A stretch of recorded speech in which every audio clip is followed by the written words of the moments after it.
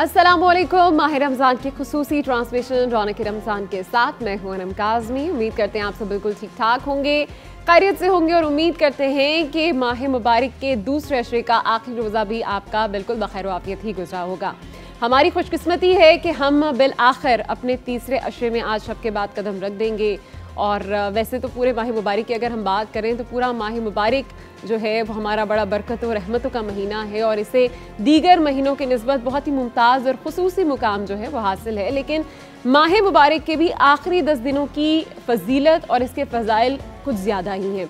इसकी पहली तो दो बड़ी वजूहात हैं। एक तो ये कि ताक रातों का आगाज़ हो जाता है, जिनमें से एक रात लैलतुल क़द्र की रात है, और दूसरी बड़ी वजह यह है कि लोग एतकाफ़ में भी बैठना शुरू हो जाते हैं। पूरी पूरी रात जो है वो इबादत इलाही में मशगूल रहते हैं। दीगर रिवायात से हमें पता चलता है कि नबी अकरम सल्लल्लाहु अलैहि वसल्लम जब भी आखिरी अशरा आता था तो वो पूरी पूरी रात गौर व फिक्र करते थे, इबादत इलाही में मशगूल रहते थे, शब-ए-दारी करते थे।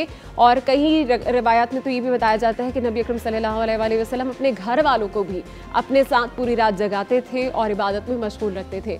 तो आज के दिन हम बात करेंगे तीसरे अशरे की फजीलत के हवाले से, ख़ासकर एतकाफ़ के हवाले से, ताक रातों के हवाले से, और इस माह में और ख़ासकर इन आखिरी 10 दिनों के अंदर यानी अपने आखिरी अशरे के अंदर हम किस तरह जहन्नुम से निजात हासिल कर सकते हैं। जैसे कि आप जानते हैं कि हमारा पहला जो अशरा है वो रहमतों का अशरा था, फिर दूसरा जो अशरा था वो मग़फ़िरत का था, और अब हम जिस अशरे में कदम रखने जा रहे हैं वो अशरा हमारा जहन्नुम से निजात का अशरा है। इस सब पर बात करने के लिए आज हमारे साथ उलमा कराम भी शो में मौजूद होंगे, और मौजूद होंगे शेफ़, जिनसे हम जानेंगे कि वो कौन से मुल्क की मज़ेदार सी कौन सी रेसिपी बना रहे हैं। लेकिन एक छोटी सी ब्रेक के बाद आप हमारे साथ रहें।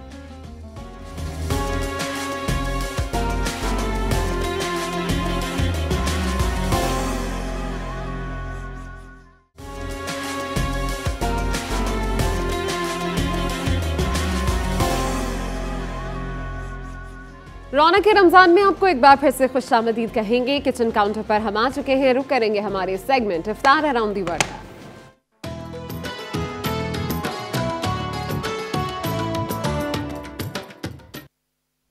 आज इस सेगमेंट में हमारे साथ मौजूद हैं शेफ यूसुफ अवारी से। उन्हें वेलकम कहेंगे शो में। अस्सलाम वालेकुम। वालेकुम अस्सलाम। कैसे हैं आप? अल्हम्दुलिल्लाह। क्या लेकर आए आज आप? आज जो है व्यूअर्स के लिए बहुत चेंज एक डिश है, एक वेस्ट अफ्रीका की डिश है, जम्बालिया राइस। तो आज हम वो बनाएंगे यहाँ पे, और एक समर किलर मॉकटेल है हमारे पास, जो कि गर्मी का एक छोटा सा तोड़ है। आज वो वाली ड्रिंक है हमारे पास, समर किलर मॉकटेल, और उसके साथ हम एक कोई बड़ी मुश्किल से वेस्ट अफ्रीकन डिश है जम्बालिया राइस। जम्बालिया राइस वो बनाएंगे। ओके। अफ्रीकन फूड, वैसे भी जब आप अफ्रीकन फूड की बात करते हैं तो अफ्रीकन फूड में क्या क्या डलता है, उसके स्पाइसेस क्या है, वो तो आपको शेफ ही बताएंगे। लेकिन मैं आपको ये ज़रूर बता सकती हूँ कि इसकी सर्विंग, यूजुअली लोग जब भी अफ्रीकन फूड खाते हैं तो उसकी सर्विंग में सूप जो है वो बहुत इंपॉर्टेंट होता है। यूजुअली लोग सूप के साथ चीज़ों को सर्व करते हैं, एपेटाइजर के तौर पर हम यहाँ पर यूज़ करते हैं, लेकिन इनकी सर्विंग, के फूड की ज़्यादातर सर्विंग सूप के साथ होती है। इसमें हमारे पास जो इंग्रेडिएंट्स मौजूद हैं, राइस हमारे पास हैं ऑलरेडी सो किए हुए 200 ग्राम, थाई चिकन है हमारे पास, श्रिम्स है हमारे पास 200 ग्राम के करीब। उसके बाद सॉसेजेस हमने कुछ जो है राउंड में कट किए हुए, 2 कैप्सिकम्स है हमारे पास येलो एंड ग्रीन में, जो कि सबसे एंड मोमेंट पर हमने ऐड करनी है। उसी के साथ हमारे पास सैलरी है चॉप हुई हुई, स्प्रिंग अनियन है, ठीक है, tomato paste, chop onion, chop garlic, chicken powder, worcestershire sauce, paprika powder, thyme, black pepper and white pepper and salt है। तो सबसे पहले जब हम स्टार्ट करेंगे इसमें, तो डालडा कलौंजी ऑयल जो है हमने ऐड करना है तकरीबन 2 से 3 टेबल स्पून के करीब। मैं तो अंदाजे से डालूँ, लेकिन आप ये है कि मेजर करके डाल लीजिएगा। 2 से 3 स्पून, दैट्स इट। देन आपने चिकन को जो है कट कर लेना है सबसे पहले।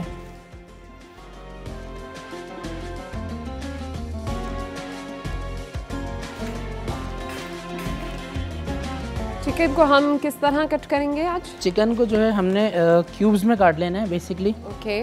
और जब अनियन और गार्लिक सौते हो जाएगा तो सबसे पहले हमने चिकन ही है जो ऐड करनी है, एंड सेकंड जो है यस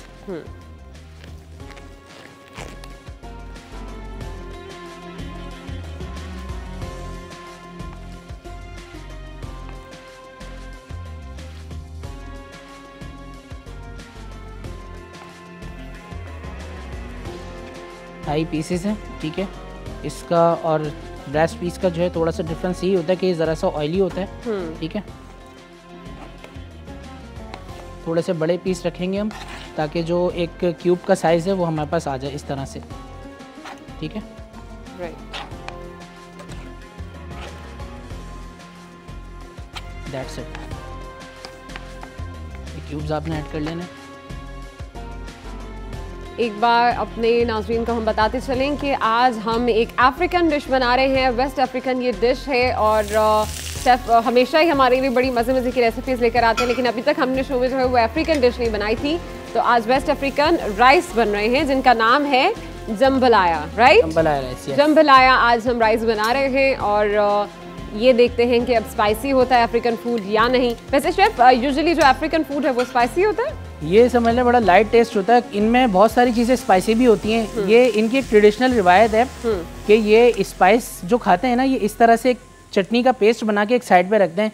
जिस तरह हम लोग अफ्तार में चटनी बनाते हैं ना, तो इसी तरह से ये लोग भी अपने ट्रेडिशनल के मुताबिक सारा फूड स्पाइसी नहीं करते, बल्कि थोड़ी सी जो चटनी होती है वो बना के रख लेते हैं साइड पे।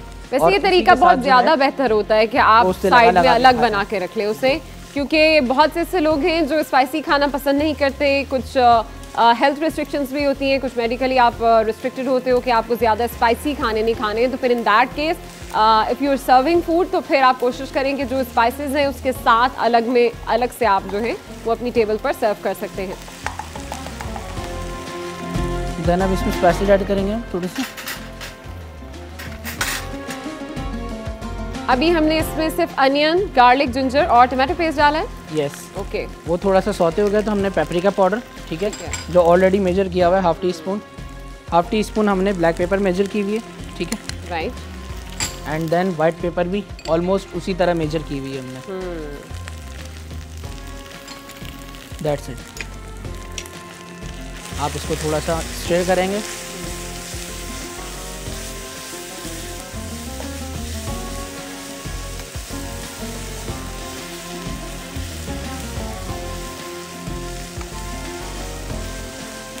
देन इसके बाद ऐड करेंगे हम वर्सेस्टरशायर सॉस, ठीक है, ऑलमोस्ट 3 टेबल स्पून, ठीक है।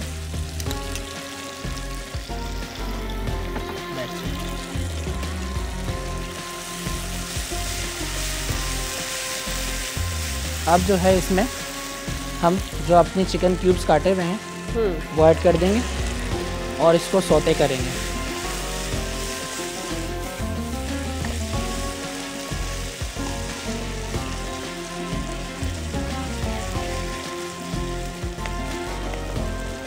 ऑलराइट,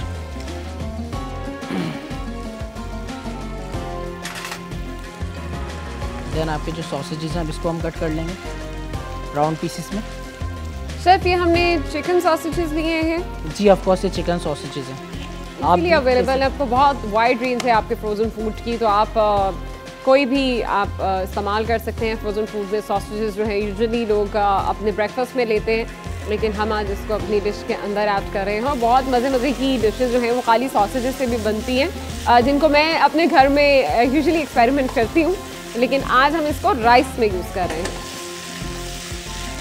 एक्चुअली ये जो साउथ अफ्रीकन कौम है इनके बहुत अच्छे फूड्स भी हैं देखा जाए तो। जिस तरह एक जम्बालिया राइस है, तो जम्बालाया राइस की एक सबसे बड़ी खुसूसियत तो यही है कि इसमें आपको 2-4 किस्म के मीट्स मिल जाते हैं एक साथ ही, क्योंकि ये बेसिकली रहते हैं फॉरेस्ट में, तो उनका उसी हिसाब से ट्रेडिशनली खाना होता है कि जो चीज़ भी होती है सब मिक्सअप करके रखते हैं। लेकिन एक चीज़ है, जो स्पाइस का इनके पास फॉर्म होता है वो अलग से चॉप करके एक पेस्ट बना के रखते हैं, ताकि जिसको खाना हो तो वो उसी से डिप करके लगा के खाएं।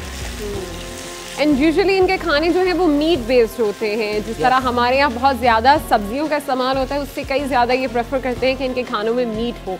हम जब तक शेफ़ अपने इस चिकन को फ्राई कर रहे हैं, तब तक हम यहाँ पर लेंगे एक छोटी सी ब्रेक। कहीं मत जाएगा, हमारे साथ रहिए।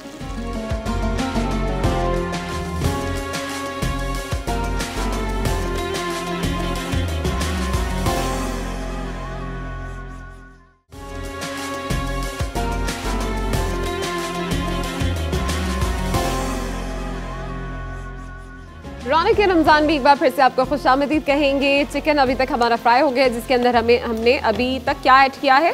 चिकन के बाद हमने इसमें सौते करके प्राउंस ऐड किए हैं, राइट। देन अब ऐड होंगे सॉसेजेस, ठीक है, और इसको भी हम थोड़ा सा स्टर करेंगे इस तरह से। टॉसिंग करने के बाद आपने इसमें मेजर किया हुआ हाफ बॉल वाटर ऐड कर देना है, दैट्स इट।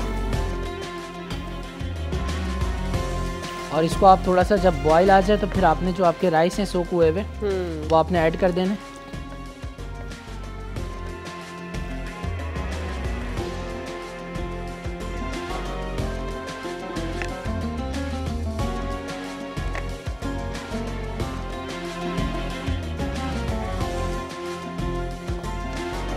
शेफ, जो इनका कॉम्बिनेशन है, जैसे चिकन डाला है हमने इसमें इसके साथ हमने प्रॉन्स डाले कि श्रिम्प्स डाले हैं? इसमें श्रिम्प्स डाले हमने। श्रिम्प्स डाले, तो ये यूजुअली इनका कॉम्बिनेशन वैसे ठीक रहता है। हमारे लोग तो बहुत डरते हैं कि इस तरह की चीज़ें मिला मिलू के नहीं खानी चाहिए आपको। ये तभी तो अराउंड ऑफ द वर्ल्ड में जो डिशेज आती हैं, आप लोगों ने जो ये सेगमेंट स्टार्ट किया है जी, ये इसी कॉन्सेप्ट को क्लियर करने के लिए कि हर कंट्री और उसके जो लोग हैं वो किस तरह से अपनी डिशेज जो हैं उसको मिक्सअप करके खा रहे हैं। तो बेसिकली देखें, उनकी न्यूट्रिशन के हिसाब से उनको ये सूट कर जाता है सम टाइम, ठीक है ना। हमारे लिए तो ये कि हम एहतियात करते हैं, हर चीज़ न्यूट्रिशन का, डाइट का ख्याल रखते हैं, इसी तरह से वो लोग भी ख्याल रखते हैं। ये बेसिकली उनकी एक बड़ी ओल्ड डिशेज है, जिसमें से एक ये है जम्बालिया राइस।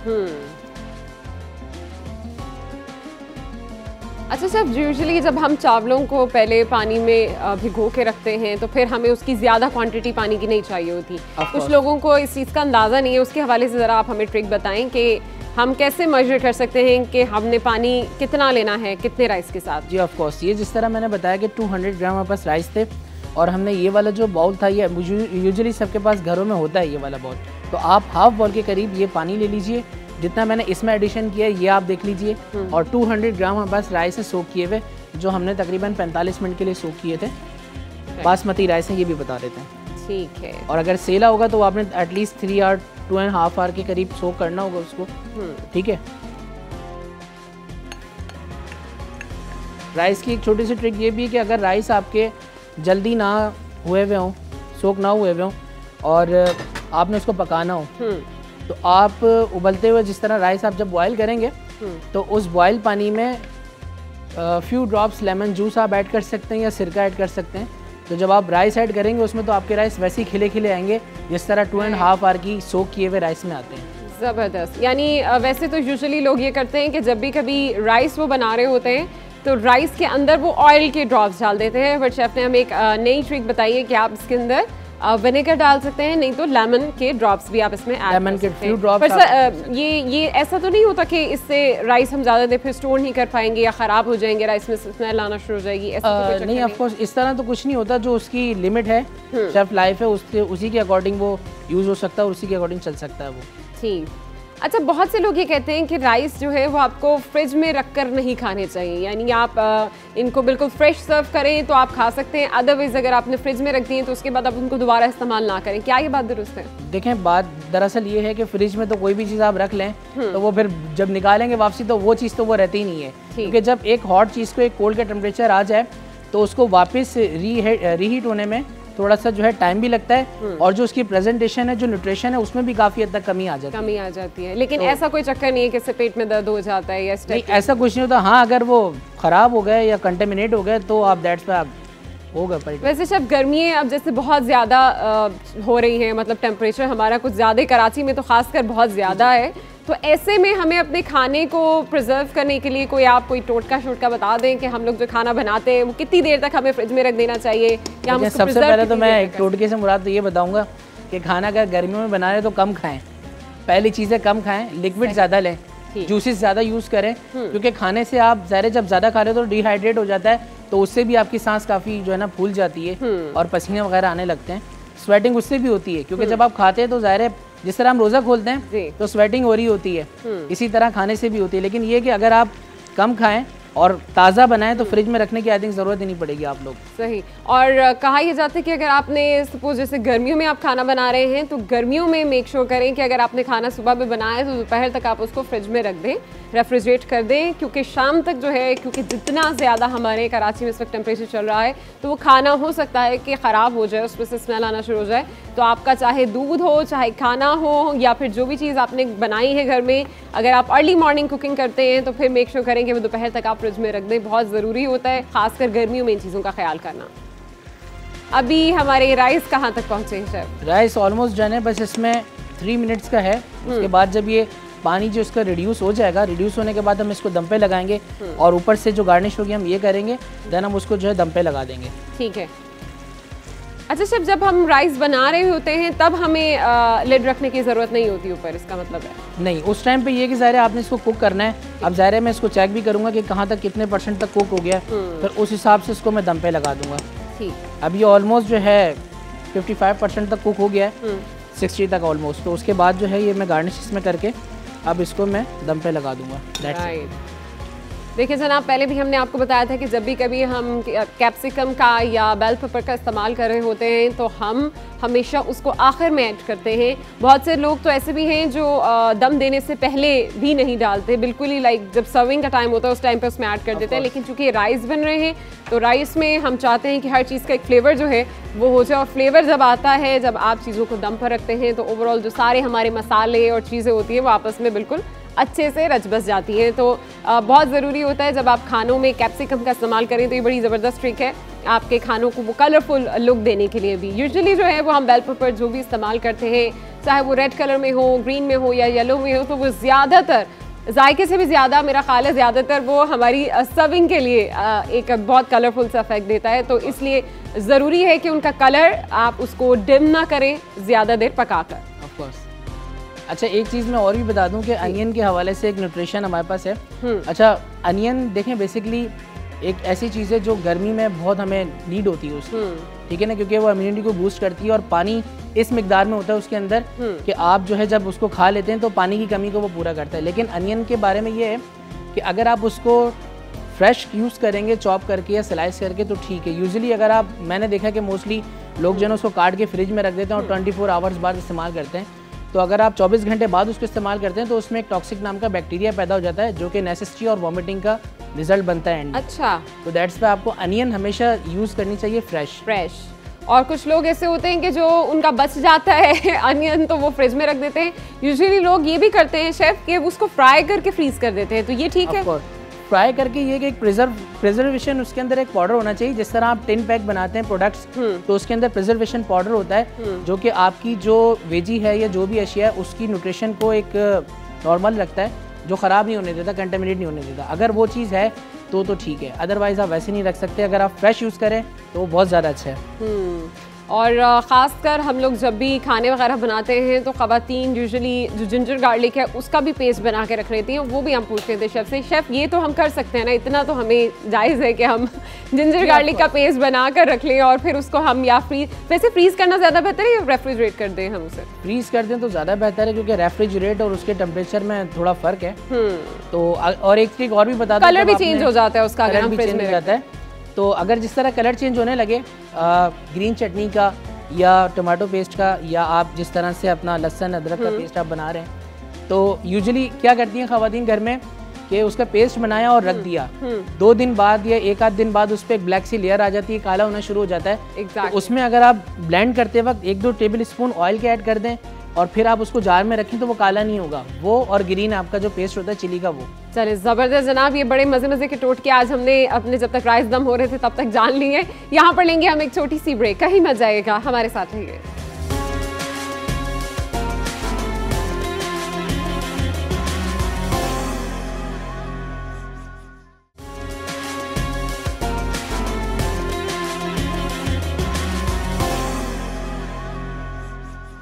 रौनक के रमज़ान में आपको एक बार फिर से खुशामदीद कहेंगे। डिश हमारी ऑलमोस्ट रेडी हो चुकी है। आज वेस्ट अफ्रीकन राइस बने हैं जिनका नाम आपको शेफ़ खुद ही बताएंगे। शेफ़ नाम ज़रा दोबारा बताइएगा हमारे नाज़रीन। ये वेस्ट अफ्रीकन राइस है, जम्बालाया राइस, और ये तकरीबन रेडी हो चुके हैं। इसको जो है हमने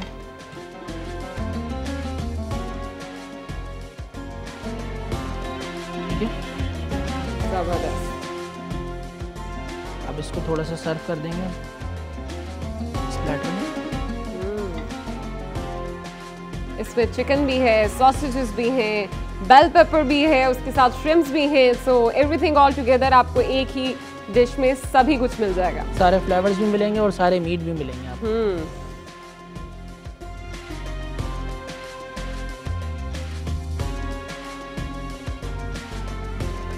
वेरी नाइस।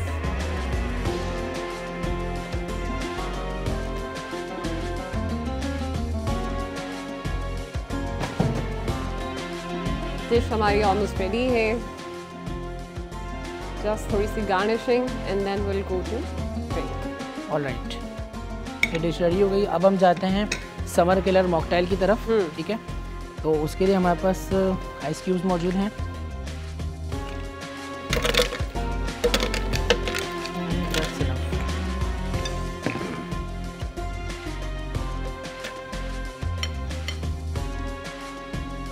वाटरमेलन वैसे भी जनाब आप खा लें या उसको पी लें, इन एनी केस आपकी प्यास की शिद्दत को बहुत कम करता है। अभी पिछले दिनों हम शो भी कर रहे थे इसी हवाले से। अब इसमें हमने लेमन जूस ऐड किया है। ओके, सॉल्ट होगा, सॉल्ट आप चाहें ब्लैक सॉल्ट, पिंक सॉल्ट या वाइट सॉल्ट, कोई सा भी आप यूज़ कर सकते हैं इसमें। राइट, ऑप्शनल है। और फ्यू ड्रॉप्स जो है वो अब ऐड होगा। That's it. Then go to shake.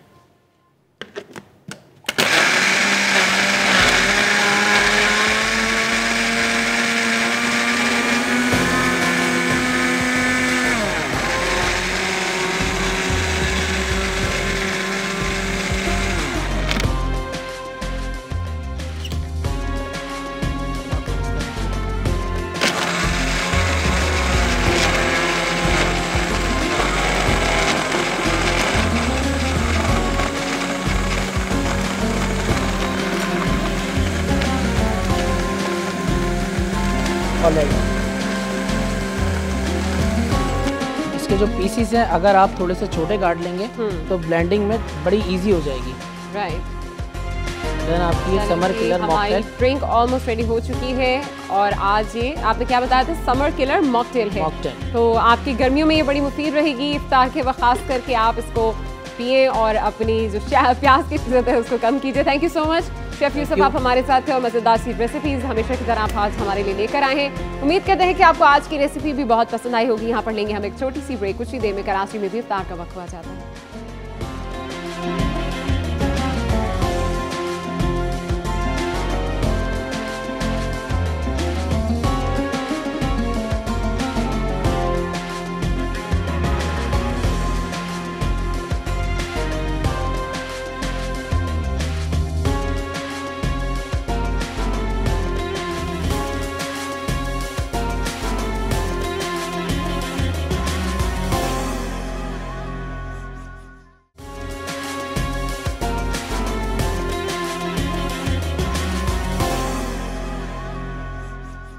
रौनक रमज़ान में आपको खुशामदीद कहेंगे। आज के शो में हम बात कर रहे हैं, जैसे कि मैंने आपको पहले ही बताया था कि जब भी शब लगती है तो हमारी तारीख बदल जाती है और अब तारीख बदल चुकी है और हम कदम रख चुके हैं हमारे तीसरे और आखिरी अशरे जो कि जहन्नुम से निजात का अशरा है। इस अशरे की बेपनाह फजीलतें हैं। हज़रत अबू हुरैरा रज़ी अल्लाह ताला अन्हु फरमाते हैं कि नबी अकरम सल्लल्लाहु अलैहि वसल्लम जब भी ये अशरा आता था तो एतकाफ़ में बैठ जाते थे। लेकिन जो उनकी जिस साल नबी अकरम सल्लल्लाहु अलैहि वसल्लम इस दुनिया फ़ानी से कूच किए थे उस साल वो 20 दिन एतकाफ़ में बैठे थे। तो आज हम ना सिर्फ तीसरे अशरे की फ़जीलत के हवाले से बात करेंगे बल्कि ये माह फ़जीलत वाला इस वजह से भी है, ख़ासकर ये जो ताक रातें हैं, आखिरी जो रातें हैं, ये इसलिए भी फ़जीलत वाली हैं क्योंकि यही वो दिन है जिसमें कुरान करीम भी जो है वो हमारे नबी अकरम सल्लल्लाहु अलैहि वसल्लम पर नाजिल हुआ था। तो इन रातों की क्या फ़जीलतें हैं, हम कैसे बेहतरीन तौर पर इन रातों को गुजार सकते हैं, इबादत में कैसे मशगूल रह सकते हैं, जहन्नुम से निजात कैसे हासिल कर सकते हैं, इस सब पर बात करने के लिए हमारे साथ शो में मौजूद हैं मुफ्ती सैयद ज़ैकम अली साहब। अस्सलाम वालेकुम। कैसे हैं आप? ठीक ठाक है। और आज हमारे साथ एक बहुत ही खूबसूरत आवाज़ वाले नातख़्वां भी मौजूद हैं जो कि ख़ास करके पाकपतन से आए हैं। साहबजादा तकीउर रहमान को भी हम अपने शो में खुशामदीद कहेंगे। कैसे हैं आप तकी? बिल्कुल ठीक ठाक, अल्लाह का शुक्र। बात का आगाज़ हम करने से पहले मेरा ख्याल है सबसे पहले अपना आज जो टॉपिक है उसका आगाज़ से भी पहले हम मेरा ख्याल है कि पहले नात की जानिब बढ़ते हैं। आज आप कौन सी नात पेश करेंगे? अच्छा, हमदे बारी ताला पेश करेंगे। हैंड माइक ले लीजिएगा। मैं हूँ बंदा मेरा खुदा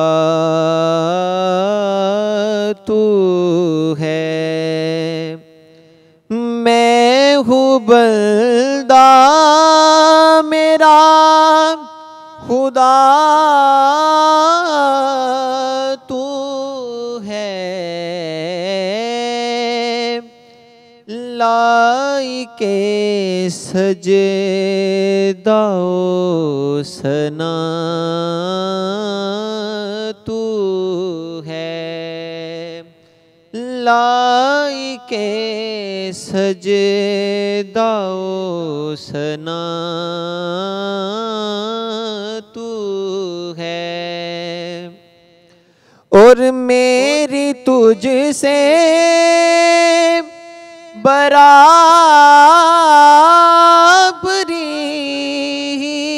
नहीं।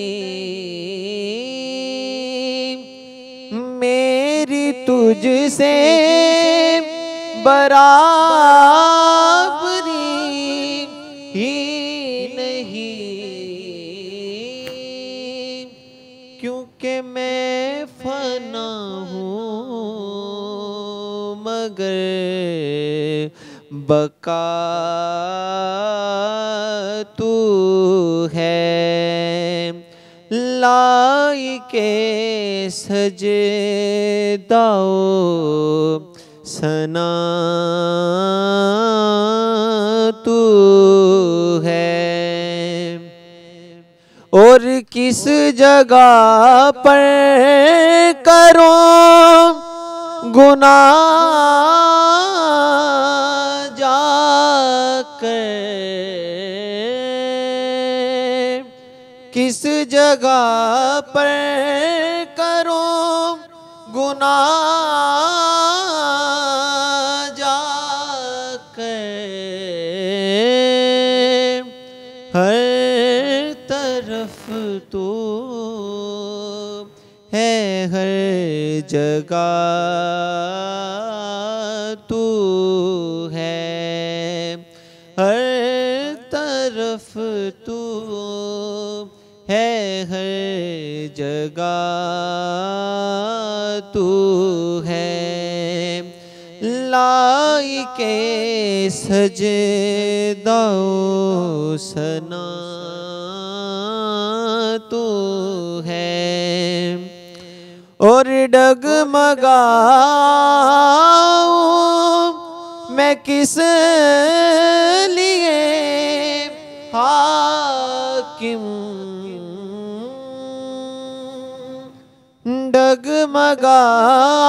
डगमगाऊं मैं किस लिए हाकिम। क्योंकि मेरा दुनिया में आसरा तू है। लाइके सजदाओ सना तू है। सुभान अल्लाह, सुभान अल्लाह। तकीक बहुत प्यारी आवाज़ है आपकी और अल्लाह आपको इस नात का अजर भी दे। कब से पढ़ रहे हैं आप नात? मैं स्कूल लेवल से माशाल्लाह पढ़ रहा हूँ। अच्छा, अब माइक में बोलिएगा। स्कूल लेवल से माशाल्लाह पढ़ रहा हूँ और कंपटीशन में पार्टिसिपेट करता रहा। अल्हम्दुलिल्लाह पंजाब लेवल मैंने टॉप किया। उसके बाद फिर माशाल्लाह कॉलेज लेवल पे तो मैं फिर प्रोफेशनल फिर पढ़ना शुरू कर दिया मैंने। माशाल्लाह। मुफ्ती साहब कैसी लगी आपको इनकी आवाज़? बेहतरीन माशाल्लाह। अल्लाह ताला बरकतें दे, सोज़ो गदाज में इजाफा फरमाए। बहुत शुक्रिया तकी, आप हमारे साथ थे और आपने बहुत ही प्यारा सा कलाम जो है वो पेश किया है। हम मुफ्ती साहब की जानिब आएंगे। मुफ्ती साहब, ताक रातें हमारी शुरू होने जा रही हैं। मेरा ख्याल है कि 21 से लेके 29-30 तक अब हमारी तकरीबन 5 बीच में रातें हैं ऐसी ख़ास जो आएंगी और ख़ास कर इस माह की आखिर के जो अशरे की बहुत ज़्यादा फजीलत बताई गई है। मैं चाहूँगी कि पहले आप आखिरी अशरे पर थोड़ी सी रोशनी डालें, फिर हम उसके बाद एतकाफ़ पर और लैलतुल क़द्र पर भी कुछ बात करेंगे। बिस्मिल्लाहिर्रहमानिर्रहीम, अल्लाहुम्मा सल्ली अला मुहम्मदिन व अला आलि मुहम्मदिन व बारिक वसल्लम। बहुत शुक्रिया। रमज़ान मुबारक जिस कदर तेज़ी के साथ हमसे रुखसत हुआ पता ही नहीं चला। 20 रमज़ान गुज़र गए और ये 2 अशरे मुकम्मल हमने गुजार दिए और यूँ महसूस होता है कि गोया 2-4 दिन पहले रमज़ान शुरू हुआ और फिर इसी सूरत के साथ अगला जो अशरा शुरू होने जा रहा है आज से जिसका आगाज़ हो रहा है इसी कैफियत में वो भी गुज़र जाएगा।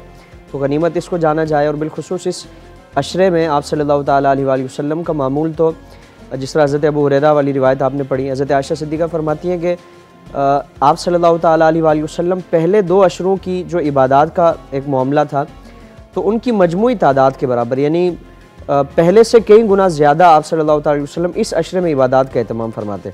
आप फरमाती है मैंने कभी नहीं देखा कि आप सल्लल्लाहु अलैहि वसल्लम एक रात में पूरा कुरान करीम ख़त्म फरमाते हों सिवाय इस अशरे के।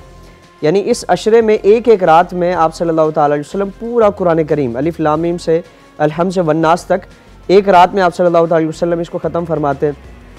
फिर सहाबा इकराम को भी ताकीद फरमाते और अपनी अज़वाज मुतहरात को अपने अहले खाना को तमाम को ताकीद फरमाई जाती कि ये माह मुक़द्दस का अशरा रहमतों वाला, बख्शिशों वाला, जहन्नम से खुलासी वाला है और इसमें अल्लाह रब्बुल आलमीन की तरफ से बेपनाह जो गुज़िश्ता 2 अशरों में अल्लाह की तरफ से नवाजिशें थी, इनाम व इकराम का सिलसिला था, उनकी मजमूई तादाद के बराबर हर दिन में और हर रात में अल्लाह रब्बुल आलमीन की तरफ से रहमतें नाजिल होती हैं।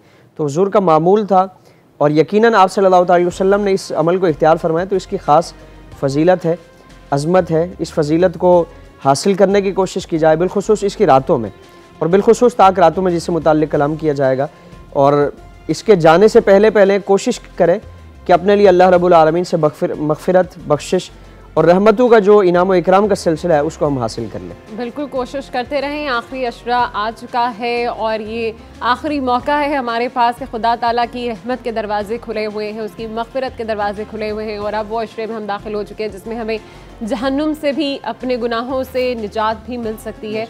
तो उसके लिए कोशिश करें कि जितनी आप इबादत कर रहे थे उससे ज़्यादा अपनी इबादतों में मशगूल हो जाएं। ख़ासकर चूँकि इस अशरे को ताक रातों की वजह से बहुत अहमियत हासिल है तो इस हवाले से भी हम मुफ्ती साहब से आगे चलकर बात करेंगे, लेकिन यहाँ वक्त हुआ एक छोटी सी ब्रेक का। आप हमारे साथ रहिए।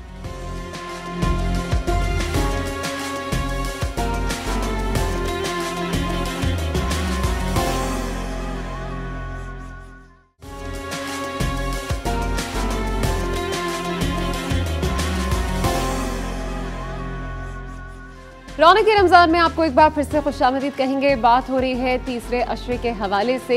मुफ्ती साहब हमारे साथ मौजूद हैं। मुफ्ती साहब, क्या अमाल होने चाहिए हमारे तीसरे अशरे में, ख़ासकर जहन्नुम से निजात के लिए? इस अशरे में आप सल्लल्लाहु अलैहि वसल्लम का जो मामूल था वो इबादत का, शब बेदारी यानी रात को हज़रत आयशा फरमाती हैं कि पूरे अशरे के इख्तिताम पर आप सल्लल्लाहु अलैहि वसल्लम आराम फरमाते, यानी रात में मुख्तसर आराम करके कोशिश की जाए कि इन रातों को अल्लाह रब्बुल आलमीन की इबादत में सर्फ करें। आज हमारी कैफियत बदकिस्मती से इन रातों में या तो क्रिकेट वगैरह या दीगर इस तरह के गेम्स वगैरह का मामला होता है या फिर शॉपिंग में हम लग जाते हैं कि ईद का करीब आ रही है। तो ये रातें तो वो ख़ास रातें हैं कि जिनमें पूरे रमज़ान के महीने 20 दिनों बनिस्बत आप सल्लल्लाहु अलैहि वसल्लम इन रातों में खुसूसियत के साथ इबादत का एहतमाम फरमाते। तो रातों में ख़ास तौर पर क्योंकि अल्लाह की रहमतें वो बंदे की तरफ मुतवज्जे हो जाती हैं और उसके करीब आ जाती हैं, तो इसलिए रातों में खुसूसियत के साथ इबादत का, चाहे वो कुरान पाक की तिलावत हो या नवाफिल हो, इस कैफियत में गुजारने की कोशिश करें। और नमाज तरावी में जिस तरह कुरान पाक की तिलावत और समात का मामला होता है, फिर रोज़ों की एक इबादत तो वैसे ही अल्लाह रब्बुल आलमीन ने हम पर लाजिम फरमाई है। इसी के साथ साथ हम कोशिश करें कि हम ईद मनाने जा रहे हैं, चूँकि 8, 9 या 10 दिन बाद ईद का सिलसिला है और हमारी ईद खुशियों वाली होती है। हम अल्लाह की नेमतों का इजहार करते हैं अपने लिबास पोशाक के ज़रिए।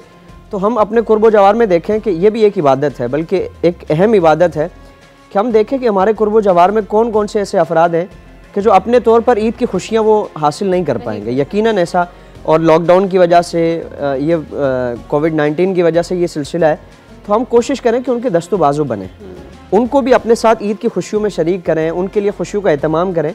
ये कैफियत अगर पैदा होगी तो फिर हम इस माह मुकद्दस के बाद जब ईद मनाएंगे तो हकीकी ईद होगी। वो सिर्फ ज़ाहिरी तौर पर खुशियाँ नहीं होगी, बल्कि हमारी रूहानी तौर पर भी खुशियों का, मुसर्रतों का और इस तरह की शादमानियों का सिलसिला होगा। बिल्कुल मुफ्ती साहब, जब भी ये ताक़रातें आती हैं तो लोग एतकाफ़ में बैठ जाते हैं, लेकिन इस मरतबा आप चूँकि आपने बात छेड़ दी है तो मैं इस पर जिक्र ज़रूर करना चाहूँगी कि कोविड-19 है, मसाजिद में जाकर एतकाफ़ में नहीं बैठ सकते, तो हम घर में किस तरह से कोई जगह क्या इसके लिए कोई मुख्तस कर सकते हैं एतकाफ़ में बैठने के लिए? मर्दों के लिए मस्जिद ही एतकाफ़ की जगह है, और मर्दों का एतकाफ़ क्यों कुरान करीम में इससे मुताल्लिक़ आया, और आप सल्लल्लाहु ताला अलैहि वसल्लम भी पूरी हयात तय्यबा में मस्जिद में ही एतकाफ़ फरमाते थे और मस्जिद ही की ताकीद फरमाई गई।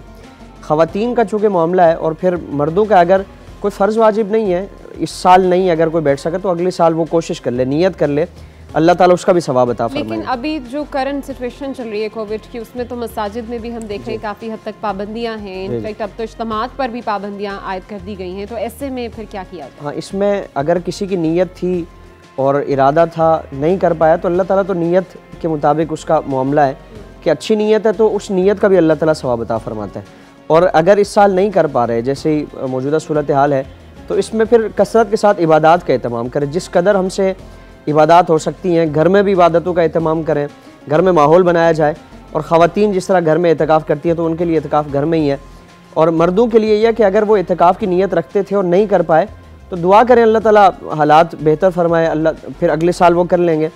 और लेकिन इस एतकाफ़ न करने की वजह से वो इबादत के साथ अपना ताल्लुक़ तोड़े नहीं, पहले के साथ पहले जैसी मजबूती लाएँ, और पहले से कई गुना बढ़कर एतकाफ़ के बदले में भी वो नेकियों का एहतमाम करें, तो अल्लाह ताला से उम्मीद है कि अल्लाह ताला उससे भी ज़्यादा सवाब अता फरमाएगा। अच्छा मुफ्ती साहब, ये भी बताइएगा कि एतकाफ़ की कुल कितनी इक़साम है, और ख़ासकर ख़वातीन जो है वो किस किस्म का एतकाफ़ कर सकती हैं, क्योंकि आपको पता है कि पूरी जो अमूर ख़ानादारी है वो ख़वातीन ने संभालनी होती है, अपने कामों में भी वो मशगूल होती है, अपने शौहर बच्चों को भी देखना होता है, तो ऐसे में वो इबादत का कैसे एहतमाम करें? एतकाफ़ की बुनियादी तौर पर 3 सूरतें हैं। एक एतकाफ़ सुन्नत है जो रमज़ान के आखिरी 10 दिनों में किया जाता है, और इसका हुक्म यह है कि ये एतकाफ़ सुन्नत किफ़ाया है। सुन्नत किफ़ाया मतलब कि अगर किसी इलाके से चंद अफराद भी बैठ गए, 1-2 अफराद भी अगर किसी मस्जिद में एतकाफ़ कर लेते हैं तो सब के सब वो उससे बरी ज़िम्मा हो जाएंगे। अगर कोई भी ना बैठा तो सब के सब गुनहगार होंगे। फिर दूसरी सूरत ये एतकाफ़ वाजिब की कि अगर किसी ने नज़र मानी थी कि मेरा अगर फ़लाँ काम हो गया तो मैं इतने दिनों का एतकाफ़ करूँगा, अब वो अगर काम हो गया तो नज़र पूरी करना, उसको मन्नत पूरी करना वो वाजिब होगा, उतने ही दिनों का एतकाफ़ करना उस पर वाजिब होगा। अगर उसने तसलसल के साथ नज़र मानी थी कि मैं मुस्तकिल इतने दिनों का एतकाफ़ करूँगा तो मुस्तकिल ही उसको इतने दिनों का एतकाफ़ करना लाजिम होगा। फिर तीसरी सूरत ये होती है एतकाफ़ मुस्तहब या नफली भी उसको कहा जाता है, कि हम जितनी देर के लिए मस्जिद में गए या ख़वातीन ने घर में जो नमाज़ पढ़ने की जगह बनाई हुई है वहाँ जाकर बैठी और एतकाफ़ की नीयत कर ली तो अब वो अल्लाह रब्बुल आलमीन उसको उसका सवाब अता फरमाएगा। तो ये एतकाफ़ की 3 सूरतें। और जब भी मस्जिद से बाहर आएंगे तो एतकाफ़ वो जो नफली एतकाफ़ है वो ख़त्म हो जाएगा। और सुन्नत और वाजिब के लिए रोज़ा शर्त है, रोज़ा अगर टूट गया तो एतकाफ़ खुद ब खुद टूट जाएगा। और अगर किसी ने किसी वजह से या बिला वजह एतकाफ़ उसका टूट गया तो 1 दिन की उस पर कज़ा एतकाफ़ की पूरे साल में कभी भी वो कर सकता है। ख़वातीन का एतकाफ़ वो घर में ही होगा, और घर में कोई ख़ास अगर जगह नमाज के लिए की हुई है तो उसी में वो एतकाफ़ करेंगी, लेकिन उसमें फिर उमूर ख़ानादारी नहीं कर सकती, वो खालिसतन वो इबादत ही के लिए अपने आप को वफ़ कर देंगी। जिन ख़वातीन के घरों में कोई और काम काज वाला भी है तो उनके लिए फिर ये आसानी है कि वो एतकाफ़ करें। और अगर उनके घर में कोई और काम काज वाला नहीं है, शौहर की खिदमत करनी है, बच्चों की खिदमत करनी है, बच्चों को संभालना है, ये सारे मामलात हैं, तो यकीनन वो फिर नहीं कर पाएगी, लेकिन सवाब से महरूमी नहीं है। यानी एक ख्वाहिश है तो अल्लाह ताला उस ख्वाहिश के मुताबिक, उस नीयत के मुताबिक, उस नीयत के मुताबिक अल्लाह ताला अजर अता फरमाएगा।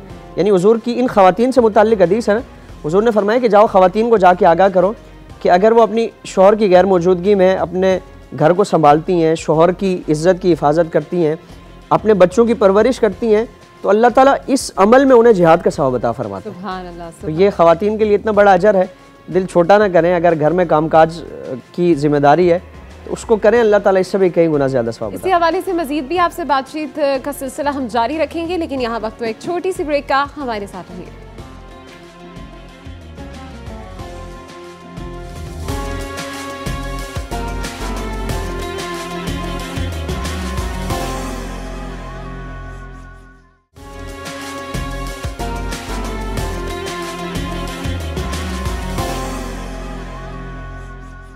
रौनक रमज़ान में आपको एक बार फिर से खुशामदीद कहेंगे। मुफ्ती साहब हमारे साथ मौजूद हैं। मुफ्ती साहब, एतकाफ़ के हवाले से हम बातचीत कर रहे थे, लेकिन कुछ फ़हम है एतकाफ़ के हवाले से कि जब कोई एतकाफ़ में बैठा हो तो उसको बात नहीं करनी चाहिए, और अगर आप खाना भी उनको प्रोवाइड करना चाह रहे हैं तो आप पर्दे के बाहर उन्हें खाना प्रोवाइड कर दें। क्या ऐसी कोई शराइत हैं एतकाफ़ में बैठने की कि आप किसी से बातचीत नहीं कर सकते?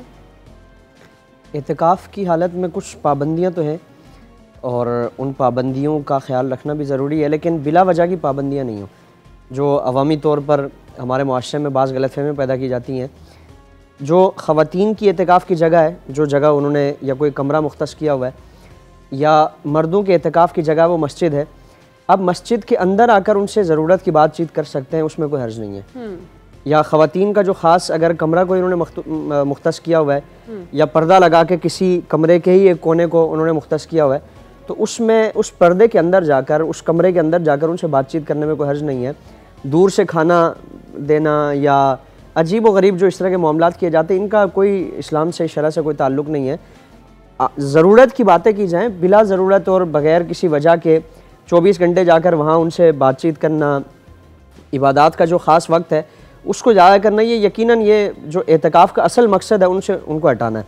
क्योंकि एतकाफ़ का मकसद ये है कि इंसान बंदू से अपने मामलात जो बिला वजह के मामलात हैं और गैर ज़रूरी मामलात हैं उनको ख़त्म करके अल्लाह रब्बुल आलमीन की इबादत की तरफ यकसुई के साथ वो ये मामलात करे। तो इसलिए ख़ास तौर पे उसको इसी कैफियत के लिए छोड़ दिया जाए। ज़रूरत के मामलात हैं, कोई हाजत है, वो उसकी कोई हाजत है, वो आवाज़ दे सकता है किसी को, या किसी को कोई उससे कोई काम है तो वहाँ जाकर उससे बातचीत करने में कोई हर्ज नहीं है। सही। अच्छा, चूँकि हम अब बात कर रहे हैं एतकाफ़ की भी, तो तीसरे अशरे में ख़ासकर इसका एहतमाम किया जाता है। तीसरे अशरे में हम जहन्नुम से निजात के लिए भी अपने इबादत में मशगूल होते हैं। पहले दोनों अशरों से इसकी इबादत मुख्तलिफ किस तरह से होती हैं? हम यानी किस तरह से खुदा ताला से इस जहन्नुम से निजात हासिल कर सकते हैं इस अशरे में? पहली जो पहले अशरे में और दूसरे अशरे में जो इबादत का सिलसिला उसी को बरकरार रखा जाए, उसमें तेज़ी लाई जाए। क्योंकि हम नहीं जानते कि हमने इस अशरे के बाद कभी रमज़ान पाना है या नहीं, क्योंकि हमारी ज़िंदगी से मुताल्लिक़ हमें कोई कन्फर्मेशन नहीं है कि अगला साल ये माह मुक़द्दस अल्लाह रब्बुल आलमीन हमें देखना नसीब फरमाइए। तो इसलिए कसरत के साथ इबादत का इसलिए एहतमाम किया जाए। आप सल्लल्लाहु ताला अलैहि वसल्लम से जो दुआएँ हैं, जो सहाबा इकराम ने इस ख़ास अशरे से मुताल्लिक़ पूछी, तो आप सल्लल्लाहु अलैहि वसल्लम ने एक दुआ जो बड़ी प्यारी और बड़ी आसान दुआ है उसकी ताकीद फरमाई। आपने फरमाया कि तुम इस दुआ की तकरार करो, ख़ास तौर पर ताक रातों में इसकी तकरार करो, अल्लाहुम्मा इन्नका अफ़ुव्वुन करीमुन तुहिब्बुल अफ़्व फ़अफ़ु अन्ना, कि अल्लाह तू बख्शने वाला है और बख्शिश को यानी मुआफ़ी को तो पसंद फरमाता है, हमें भी मुआफ़ फरमा। तो इस दुआ की तकरार की जाए और बाकी इबादत का जो एक तसलसल रमज़ान में चला आ रहा है उसको बरकरार रखें। अल्लाहुम्मा अजिरनी मिनन नार भी दुआ की ये ख़ास, हाँ, इस अशरे में कि अल्लाह हमें दोज़ख से और जहन्नम से निजात अता की आग से महफूज रहे। अच्छा मुफ्ती साहब, बहुत लोगों को इस पे शुबहात हैं कि ताक रात कौन सी है? 5 रातें बताई गई हैं, 21 की, 23 की, फिर 25 की, फिर 27 की, फिर 29 की। तो ये पहले तो ये बताइए कि इनमें से सबसे ज़्यादा मुस्नद जो है ताक रात कौन सी है, और दूसरा ये बताइएगा कि कन्फ्यूजन इतनी क्यों है, यानी हमें वाज़ेह तौर पर क्यों नहीं पता कि इस रात कुरान मजीद उतरा था तो हम इस रात इबादत का एहतमाम करें? जी, इसमें सबसे ज़्यादा जो शब कदर से मुताल्लिक़ फरमाया गया कि ताक रातों में रखी गई है।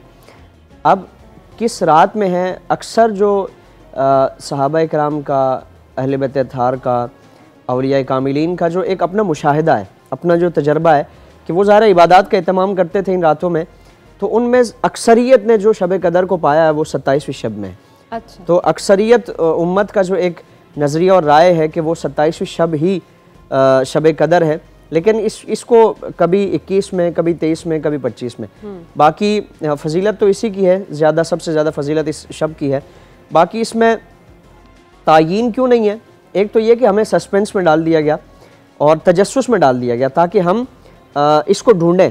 ख़ास अगर रात हो, बता दिया जाए कि ये रात है, तो बाकी रातों में हम वो एहतमाम नहीं करेंगे। तो इसलिए एक सस्पेंस और एक तजस्सुस को बरकरार रखा गया। इस तजस्सुस को मजीद हम बरकरार रखते हैं। यहाँ पर लेते हैं एक छोटी सी ब्रेक, कहीं मत जाइएगा, हमारे साथ रहिए।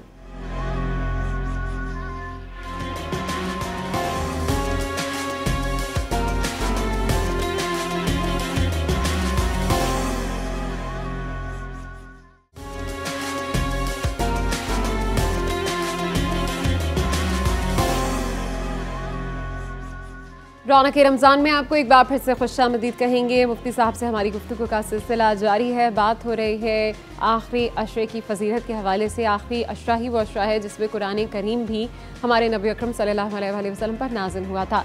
मुफ्ती साहब, आपसे ये जानना चाहूँगी कि कुरान करीम वैसे तो बताया जाता है कि आयतों के साथ वक्फे से नाजिल होता रहा है, लेकिन ख़ास कर ये क्यों कहा जाता है कि 27 की शब को कुरान करीम नाजिल हुआ था नबी अकरम सल्लल्लाहु अलैहि वसल्लम पर? बिस्मिल्लाहिर्रहमानिर्रहीम। आप सल्लल्लाहु ताला अलैहि वसल्लम पे जो कुरान का नुज़ूल का सिलसिला है वो 23 साल में नाजिल हुआ। यानी हुजूर की उम्र मुबारक 40 बरस की थी तो आपने ऐलान नबूवत फरमाया, नबूवत को ज़ाहिर फरमाया, और उसके बाद से फिर 63 साल की उम्र मुबारक तक, ये 23 साल की दौरानिए में कुरान करीम का आयात की सूरत में या कुछ सूरतें, कुछ आयात वक्फे से नाजिल होता रहा, और जैसी ज़रूरत थी उसके मुताबिक कुरान का नुज़ूल होता रहा। लेकिन ये जो फरमाया कि लैलतुल क़द्र खैरुम मिन तनज़्ज़लुल मलाइकतु वर्रूह, ये इस पूरी सूरह मुबारका में कि इस शब में हमने कुरान को नाजिल फरमाया। तो अब इसमें इसकी सूरत यह है कि लोहे महफूज से, यानी लोहे महफूज से आसमान दुनिया पर यक बारगी एक ही बार में इस शब में कुरान करीम का नुज़ूल हुआ।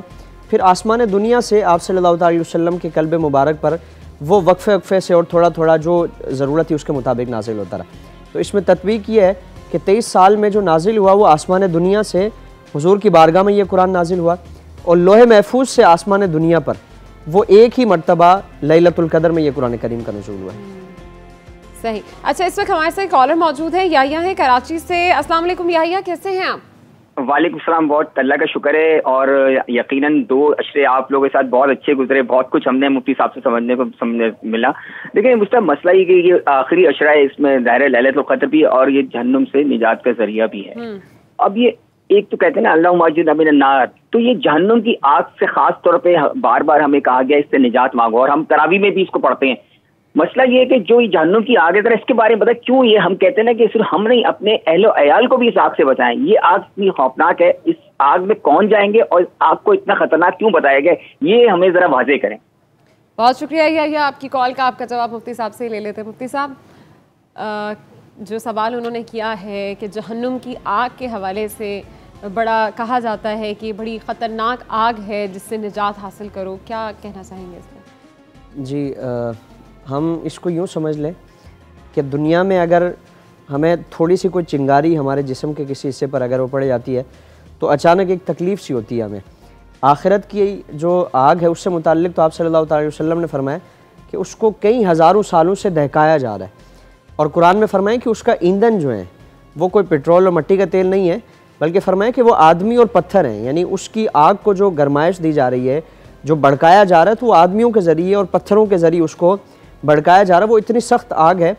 आप सल्लल्लाहु अलैहि वसल्लम ने फरमाया कि अगर उसका एक कतरा ज़मीन पर डाल दिया जाए तो पूरी रूह ज़मीन वो खाक हो जाए, वो मट्टी वो जल जाए और वो बिल्कुल तहस नहस हो जाए। यानी वो आखिरत की होलनाकी ये मामला है। तो अब हम इससे अंदाज़ा लगा लें कि फिर उससे हमें बचने की कितनी ज़रूरत है, उसके लिए तैयारी करने की कितनी ज़रूरत है, और सिर्फ़ अपनी ही नहीं बल्कि कुरान में फरमाया कि ख़ुद भी उस आग से बचने की कोशिश करो, अपने घर वालों को बचाने की कोशिश करो। या अय्युहल्लज़ीना आमनू कू अनफुसकुम व अहलीकुम नारा, कि तुम खुद भी बचो और अपने घर वालों को बचाओ। यानी सिर्फ अपनी इस्लाह मकसूद नहीं है, अपने साथ अपने घर वालों को बचाना है। और अगर हमारी गफलत की वजह से उनके रवैये में, उनके किरदार में कोई ख़राबी पाई गई, हमारी गफलत की वजह से, लापरवाही की वजह से, तो उसका भी अजाब हम पर है। हमसे उसके बारे में सरजनिश होनी है। तो इसलिए बतौर ख़ास इस अशरे में ये एहतमाम किया जाए कि अल्लाह ताला इस अशरे की इबादत के सदक़े से हमें भी उस होलनाकी से, उस जहन्नम की आग से हमें निजात अता फरमाए, उस जहन्नम की आग से हमें महफूज रखे। और ख़ासकर कहा जाता है कि जनाब जब भी आखिरी अशरा आता है, चूँकि लैलतुल क़द्र की रात इन माह की इन ख़ास रातों में है, तो कहा जाता है कि इन्ना अंज़लना का भी कसदन ज़्यादा से ज़्यादा हमें विर्द करते रहना चाहिए, क्योंकि यही वो माह है कि जिसमें खुदा ताला ने कुरान करीम जो है वो हम पर नाज़िल भी फरमाया है। आखिर में जाने से पहले, चूँकि आज शब शहादत हज़रत इमाम अली अलैहिस्सलाम है, तो मैं ज़रूर चाहूँगी मुफ्ती साहब कि आप उनके कुछ फ़ज़ाइल मौला अली के बयान कीजिएगा। जी, आज 21 रमज़ान मुबारक हज़रत मौला कायनात की शहादत की शब है, और आपकी फ़जीलत, आपकी अज़मत और आपकी बरतरी किसी से मख्फी नहीं है, और बयान मोहताज और तारुफ़ भी नहीं है। आपकी आँख जब खुलती है आप बल्कि आपकी जब विलादत होती है तो खाना काबा के अंदर आपकी विलादत हो रही है, आपकी जब आँख खुल रही है और पहले जिस हस्ती का आप दीदार कर रहे हैं वो इमामुल अंबिया सल्लल्लाहु ताला अलैहि वसल्लम, आपको जो घुट्टी दी जा रही है वो लुआब दहन मुस्तफ़ा सल्लल्लाहु ताला अलैहि वसल्लम, यानी जो चीज़ सबसे पहले आपके हलक से नीचे जा रही है वो हुजूर का लुआब है। और उसके बाद से लेकर आप सल्लल्लाहु अलैहि वसल्लम के विसाल तक सुबह शाम हुजूर की मैयत में है, हुजूर की खिदमत में है।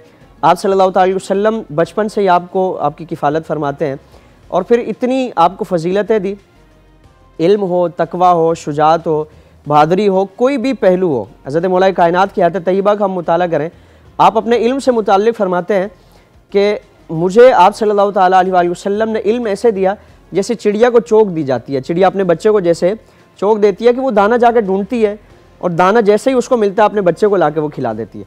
यानी अल्लाह ने अपने हबीब सल्लल्लाहु अलैहि वसल्लम पर जितने उलूम नाजिल फरमाए, हुजूर ने वो उलूम सारे हज़रत मौला कायनात को अता फरमा दिए। और इसीलिए फरमाया हुजूर ने कि अना मदीनतुल इल्म वालियुन बाबुहा, अना दारुल हिकमति वालियुन बाबुहा, कि मैं इल्म का शहर हूँ और अली उसका दरवाज़ा है। मैं हिकमत का शहर हूँ, अली उसका दरवाज़ा है। मैं और अली एक नूर से है, अली मुझसे है, मैं अली से हूँ। जिसने अली से मोहब्बत की उसने मुझसे मोहब्बत की, जिसने अली से बुग़्ज़ रखा उसने मुझसे बुग़्ज़ रखा। अली की मोहब्बत ईमान की निशानी है, मोमिन होने की निशानी है। अली का निफाक और अली से बुग़्ज़ ये मुनाफिक की निशानी है। और फरमाया कि वो शख्स जहन्नम में जाएगा, उसको जलाया जाएगा और जन्नत उस पर हराम है कि जिसके दिल में अली की मोहब्बत नहीं है, अली के बच्चों की मोहब्बत नहीं है, फ़ातिमा की मोहब्बत नहीं है। और फिर आप सल्लल्लाहु अलैहि वसल्लम ने वाक़या मुबाहला में अली को नफ्स रसूल करार दिया। यानी जब ईसाइयों के साथ मुबाहला था तो फरमाया कि तुम अपने बच्चों को ले आओ, हम अपने बच्चों को ले आए, तुम अपनी ख़वातीन को ले आओ, हम अपनी ख़वातीन को ले आए, तुम खुद आओ, अपने नफ्स के साथ आओ और हम खुद आएंगे। अब अनफुसना व अनफुसकुम क्या है, यानी हुजूर का एक तो खुद तशरीफ़ लाए और एक और वो नफ्स रसूल क्या है, वो हज़रत मौला कायनात है। यानी हुजूर अली से जुदा नहीं है, अली हुजूर से जुदा नहीं है। और जब हिजरत के मौके पर सबको भाई बना दिया गया, हज़रत मौला अर्ज़ करते हैं कि या रसूल आपने मुझे किसी का भाई नहीं बनाया। तो हुजूर ने मुस्कुरा कर फरमाया कि अली तो दुनिया में मेरा भाई और आखिरत में मेरा भाई। यानी ये दुनियावी रिश्ते हैं, ये रिश्ता हमारा आखिरत में भी चलेगा।